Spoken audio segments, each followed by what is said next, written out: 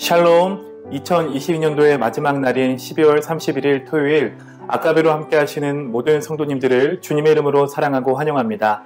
오늘 함께 나누실 하나님의 말씀 요한 3서 9절에서 마지막 15절까지의 말씀입니다.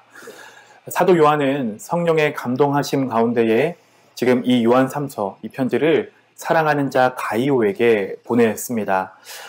앞선 내용에서 이 요한은 가이오에게 진리 안에서 행한다라는 그 소식을 듣게 되었고, 그로 인하여서 자신의 기쁜 마음을 편지에 고스란히 적어 보내게 됩니다. 오늘 우리가 함께 살펴볼 내용 안에서는 이 요한 3서에 또 다른 주제가 등장하고 있는데요. 바로 진리 안에서 행하지 않는 자들을 본받지 말라라는 요한의 권면의 메시지가 등장하고 있습니다. 우리 함께 9절과 10절 말씀 살펴보겠습니다. 9절입니다.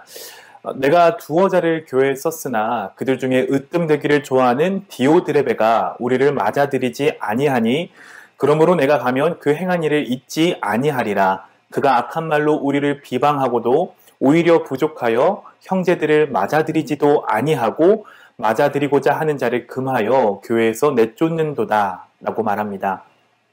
지금 요한은 먼저 한 인물을 소개하는데 바로 디오드레베라는 인물입니다. 이 디오드레베라는 인물의 이름의 뜻은 제우스에 의해 양육된 자라는 의미를 가지고 있습니다. 특별히 비유대인이라고 학자들이 추측을 하는데요. 이 앞서 요한이 복음의 진리를 전하는 순회 전도자들을 파송을 했습니다. 요한은 그들의 손에 이제 그 교회에 어려움을 끼치고 특별히 악영향을 끼치는 이 거짓 가르침을 조심하라라는 편지, 서신을 같이 보냈습니다. 그런데 무슨 이유에서인지 이 지금 구절에 등장하는 디오드레베는 이 순회 전도자들, 그 복음을 전하는 자들의 그들을 영접하지 않은 것을 보게 됩니다. 우리 구절의 중반 부분을 보면 이런 말씀이 있는데요. 디오드레베가 우리를, 여기서 말하는 우리는 순회 전도자들을 말하겠죠. 그들을 맞아들이지 아니했다라고 말합니다. 정확히 어떤 이유에서 이 디오드레베가 순회 전도자들을 맞이하지 않았는지는 우리가 알 수는 없습니다. 그런데 분명한 사실은 이 디오드레베가 지금 이 요한이 보낸 순회 전도자들을 거절했다라는 사실은 분명합니다.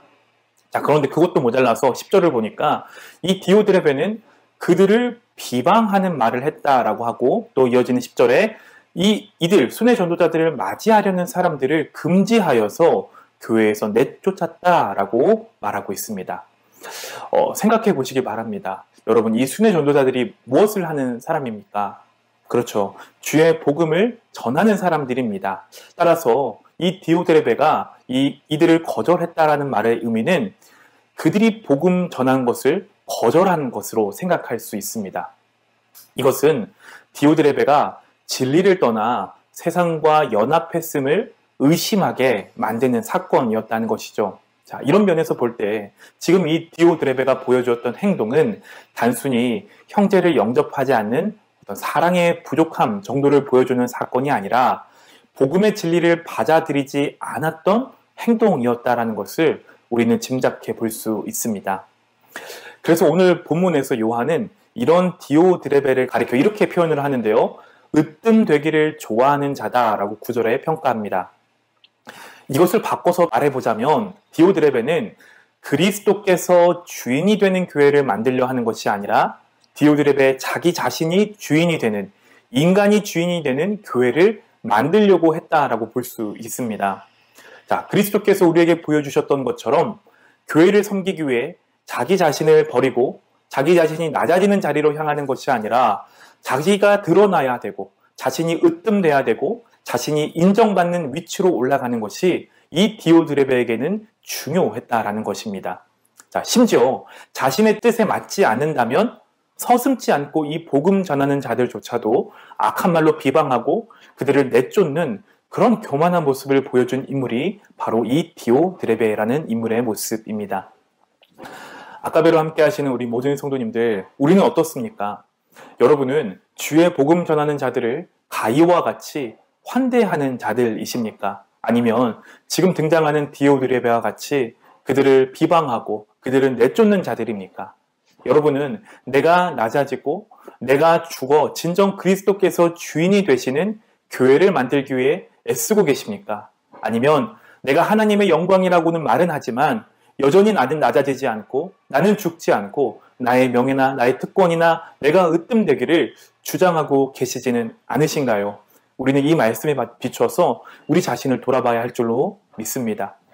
이어지는 11절에서 사도 요한은 이렇게 권면하고 있습니다. 11절의 말씀, 사랑하는 자여 악한 것을 본받지 말고 선한 것을 본받으라.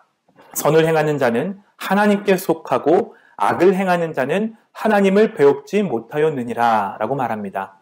요한은 사랑하는 자인 가이오에게 악한 것이 아니라 선한 것을 본받으라 라고 말합니다. 맞습니다. 사람은 무엇을 보는가에 따라 그 대상을 닮아가기 마련입니다.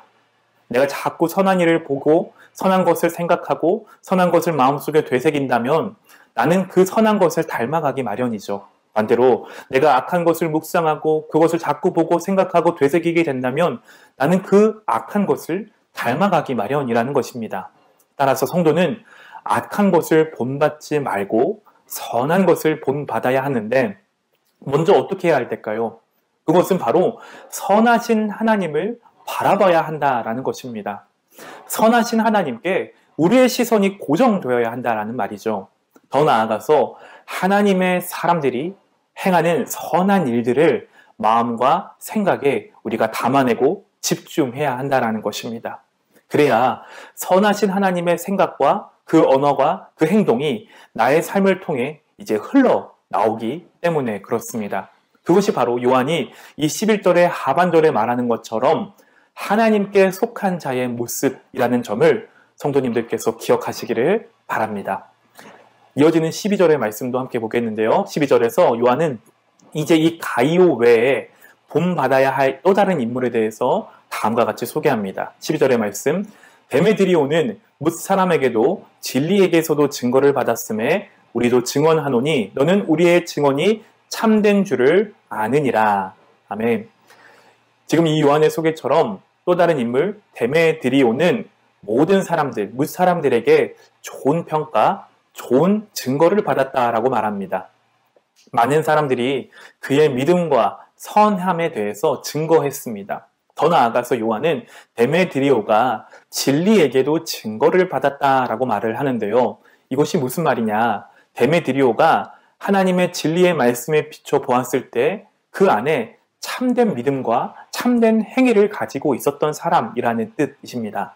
자, 그렇기 때문에 이 사도 요한은 우리도 순회 전도자들도 그에 대해서 데메드리오에 대해서 자신 있게 증거한다라고 말합니다. 자, 이처럼 데메드리오는 그의 진실한 믿음과 선행이 요한뿐만이 아니라 교회에 있는 모든 성도들에게도 선한 본보기가 되는 믿음의 사람이었다라는 것을 우리는 알 수 있습니다. 그리고 마지막 부분인 13절에서 15절까지 요한은 이제 이 사랑하는 자인 가이오와 속히 만날 것을 기대하고 또 자신의 마음을 그렇게 표현하며 평강을 기원하며 편지를 마무리 짓고 있습니다. 사랑하는 성도님들, 사도 바울은 고린도전서 11장 1절에서 이런 말씀을 했습니다. 우리 11장 1절에 내가 그리스도를 본받는 자가 된 것 같이 너희는 나를 본받는 자가 되라 라고 말합니다. 우리의 신앙생활에서 우리가 닮아가야 될 궁극적인 대상, 롤 모델은 예수 그리스도이실 것입니다. 자, 그런데 우리가 그리스도를 본받는다는 것은 결코 쉬운 일은 아닙니다. 왜냐하면 그 목표점이 너무나 멀게 있는 것처럼 느껴지기 때문입니다.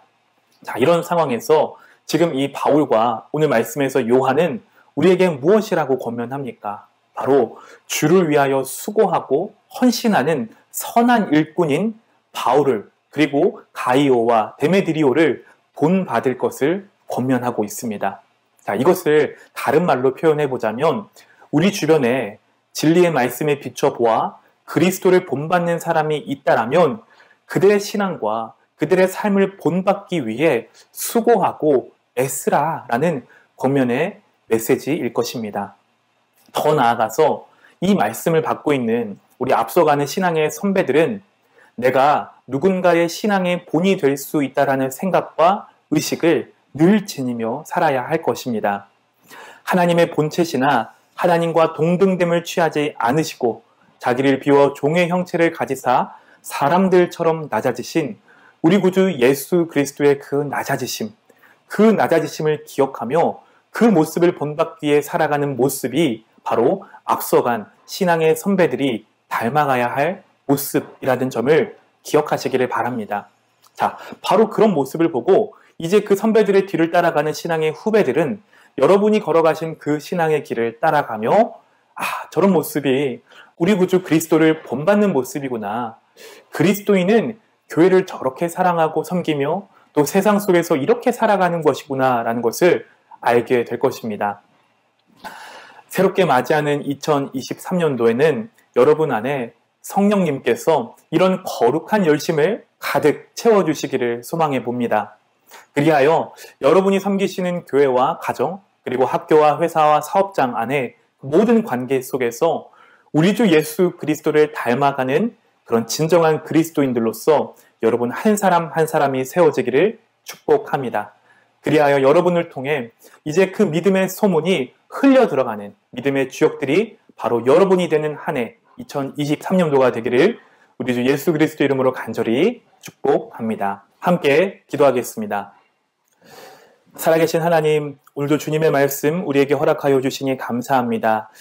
오늘 사도 요한의 권면의 메시지처럼 우리가 악한 것을 본받는 자들이 아닌 선한 것을 본받기를 원합니다.